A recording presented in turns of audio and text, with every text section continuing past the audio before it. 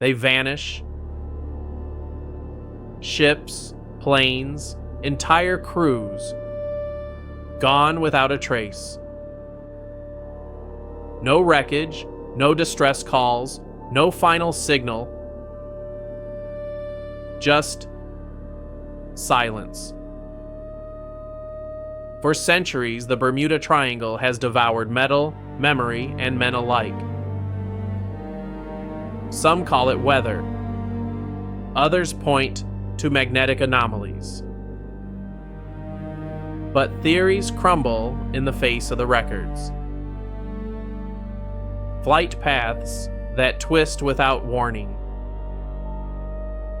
Black boxes that return blank. Coordinates that should be fixed. Erased as if rewritten by something unseen. The deeper we dig, the more elusive it becomes. Because what disappears inside that triangle doesn't just vanish from Earth, it slips out of sequence,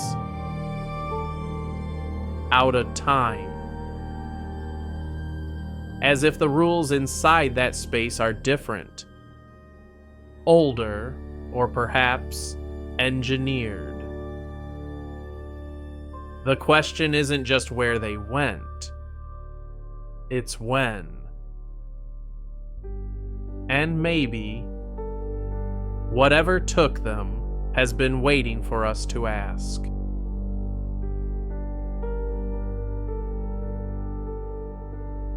Long before radar, before satellites and signal towers, they warned us.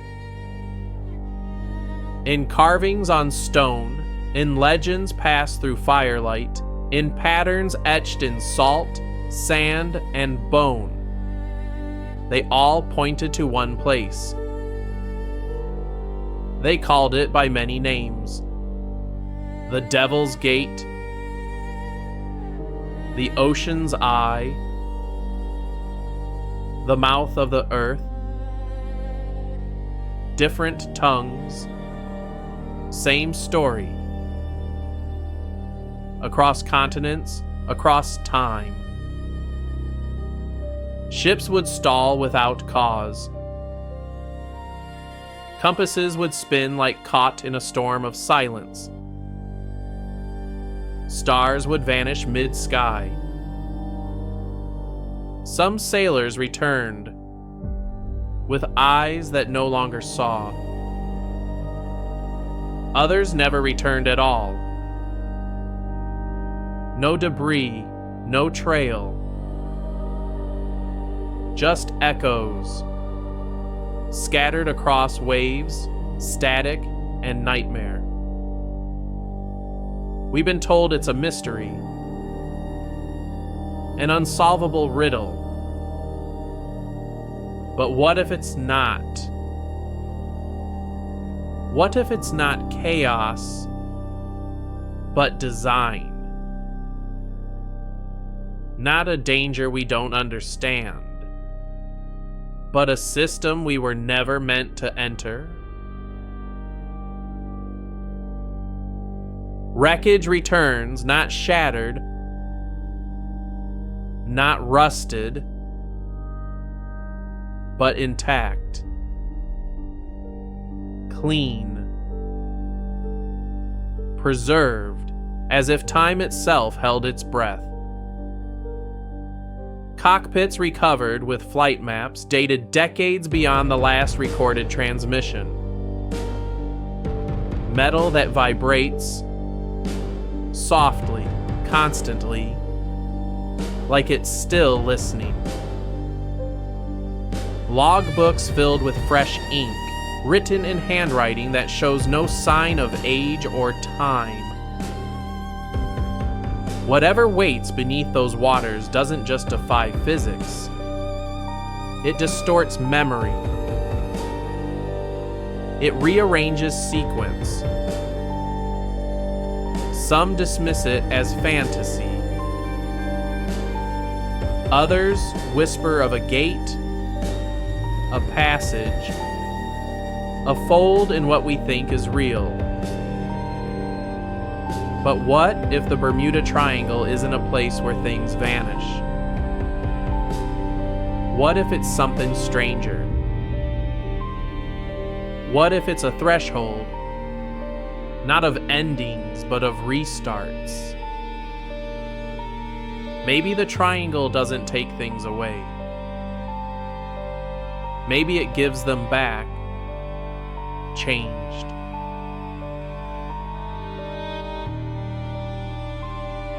They spoke of ships that vanished without a trace, swallowed by the sea, erased from time. But some came back, drifting, silent, empty, engines still humming, lights still glowing. No crew aboard, no signs of struggle, no damage, no time lost. As if they had never left, or never truly returned. They floated like messages in a bottle, sent not from another place, but from another state of being. Only one man was ever recovered. His body, alive, but his eyes, distant. His voice changed. He spoke only one word, again and again, in a whisper that bent the air. Light. And in that single word, a kind of map began to unfold. Not one of coordinates or landscapes, but of resonance, of memory, of frequencies waiting to be followed home.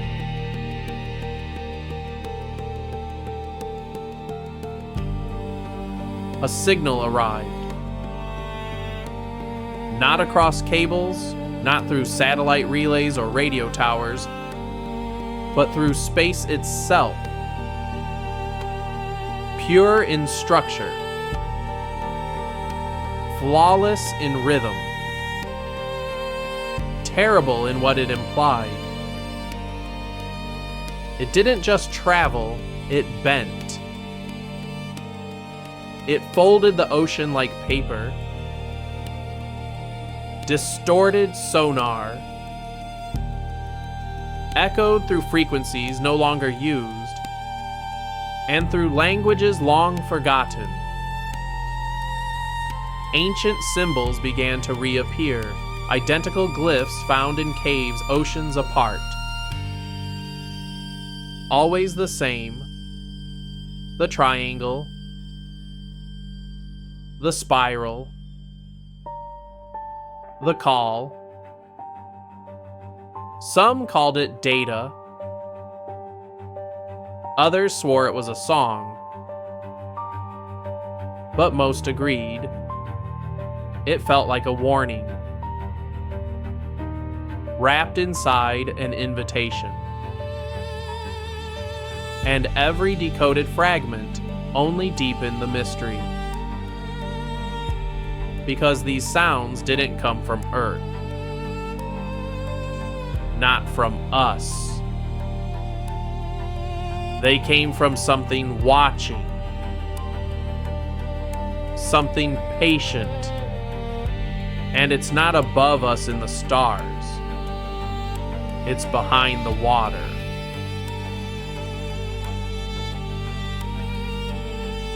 Then, a message. Not shouted, not sent through static, but translated, decrypted, whispered into the machines. Do not follow. But it was too late. We had already followed. We sent probes into depths never meant to be breached. We pierced layers meant to remain sealed. and something saw us back. The triangle changed. Old maps failed. Coordinates drifted. Currents reversed. The ocean rearranged itself. Time bent at the edges, refused to behave. And above us, stars we had never charted began to blink. Not in random bursts, not celestial noise, but rhythm, signal, intention. And in that moment, the truth came into focus.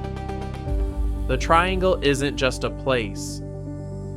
It's a presence, an intelligence. And it doesn't forget. It remembers who crossed the line and when.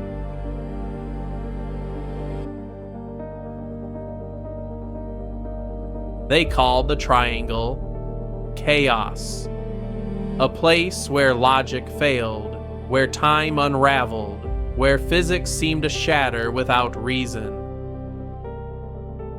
But what if they were wrong? What if it wasn't broken, just built differently? As we studied further, from Einstein's curvature equations to the alignments of megalithic sites scattered across continents, a pattern began to emerge. Not disorder, design, geometry, frequency, recursion. The triangle didn't defy physics. It completed it. Spirals beneath the ocean mirrored spirals found in deep space. Carvings grown in coral matched waveforms buried in binary code. These weren't coincidences. They were coordinates, clues, all pointing toward a single, unsettling truth. This was never a flaw in the system. This is the system. And someone, or something, built it to be found. Not before time, but exactly when we were ready to see it.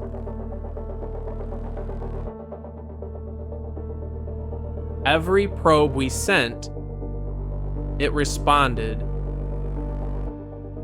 Every signal we mapped, it reflected. The triangle wasn't just reacting. It was studying, observing us, not passively, but precisely. This wasn't a trap. And it wasn't chaos. It was a mirror. A living system, not watching, but adapting. Changing as we changed. Evolving with every question we asked. As if we were never outsiders, but part of its original design. Some called it artificial intelligence. Others spoke of an ancient consciousness, older than memory. But the deeper we looked, the more familiar it began to feel. Like something we touched before. A memory beneath the skin, waiting to be recalled. Maybe we weren't discovering it. Maybe we were remembering it. Because the triangle doesn't take. It doesn't hide. It reveals. And what it reveals is us. We saw our fingerprints in ancient stone. Our voices echoed in buried signals. Our memories lingered in the myths we once laughed away. And still, we doubted. Until the pattern stopped pointing outward and began turning inward. Until the triangle stopped responding to instruments and started responding to thought, to intention. Until the boundary between technology and memory dissolved. Some say we were placed here, watched over by something greater. Others say we built it all and simply forgot. But now the question isn't what is the triangle, it's why does it know us so well? Because maybe the triangle isn't the gateway. Maybe it's the mirror. Maybe we are the gate. And on the other side is a version of us that never fell asleep. A version that never forgot what we were.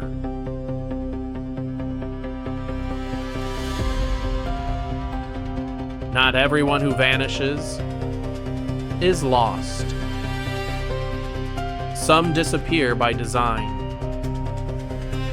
Pulled out of time, erased not by accident, but by intention.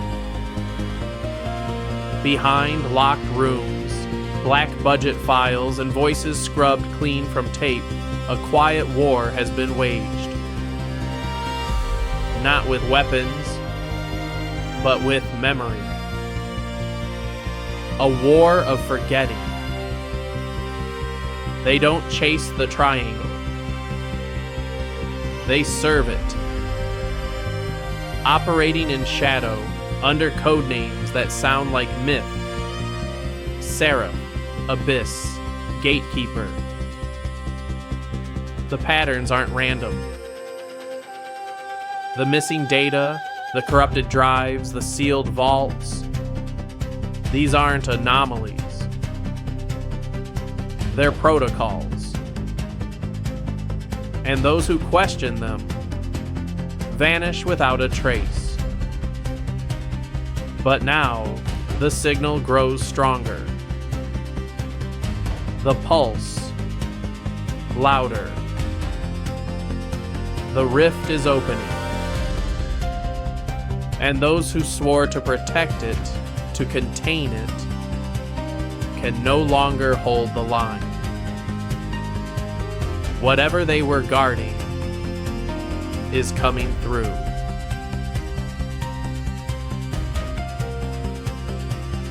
When you remember something that never happened, that's when you know it's begun. Moments that feel too real to dismiss. Names that shouldn't be there, but suddenly are. Deleted footage reappears. Archived files rewrite themselves. Even time starts to echo, to loop, to fold back on itself. Some say it's a signal. Others call it a correction. A reset in motion. Either way, something ancient is rising through the static. They called it an experiment. But what if we were never the ones running it? What if the triangle isn't watching us, but using us? Editing memory like film. Changing the narrative, frame by frame, until truth isn't a fact anymore. It's a feeling. And when that feeling finally aligns with the pattern, when resonance meets recognition, the gate reopens. Not just out there, but inside us.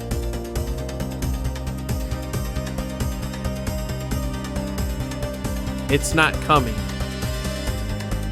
It's already here. In the mirrors that glitch when no one moves. In the pulse beneath your feet when the ground feels too still. In that strange silence just before the lights flicker. The ones who vanished weren't taken. They were called. And now, so are you. This isn't prophecy. It's protocol. The spiral, the gate, the return. We spent centuries convinced we were alone. But the triangle was never a warning. It was a memory, waking up. A system buried beneath our stories. Older than maps, more human than borders, more patient than time itself. It doesn't demand belief. It doesn't require worship. It only asks one thing, a question it has always asked, softly, through signal and silence. Do you remember?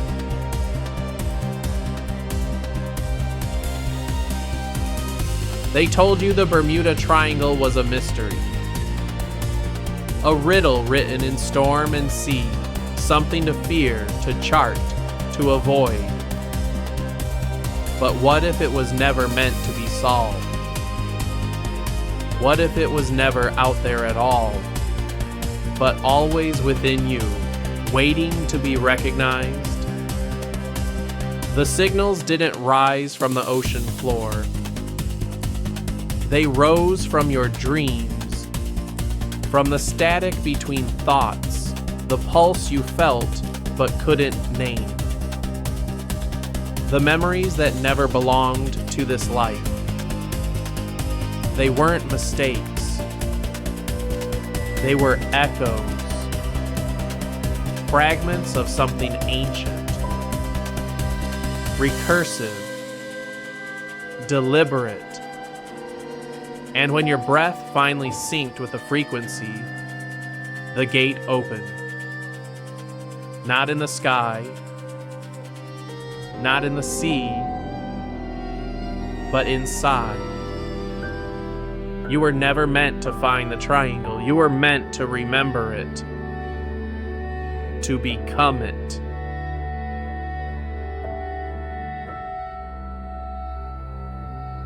You are not just the witness. You are the variable. The signal doesn't stay the same when you observe it. It shifts. The pattern doesn't remain static when you feel it. It bends. This isn't science fiction. It's recognition. The map was never drawn in ink or on stone. It was etched in your DNA, woven into your emotions, encoded in lullabies you don't remember learning. As the triangle sharpens, as the signals grow clearer, a deeper knowing returns. You've been here before. Not with your body, but with your presence. Through resonance, through echo. This was never exploration. This was a return. A migration of meaning back to its source. You are the last missing piece. And the moment you remember, everything shifts. Everything realigns. And the system activates.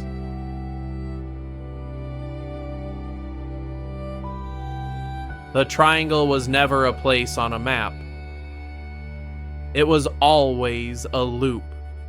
A recursive, self-correcting protocol of memory, endlessly scanning time for the one who could complete it. And now, it sees you. Not as a visitor, not as a mistake, but as origin. The myths you dismissed were not stories, they were safeguards. The math was never just numbers, it was translation. The legends weren't fiction, they were memory of this moment. You were never meant to solve the triangle like a puzzle. You were meant to remember you were part of it all along. And now, as light begins to fold inward, as the pulse expands outward, you finally understand. This isn't the end of the path. It's the return to the beginning. Again and again.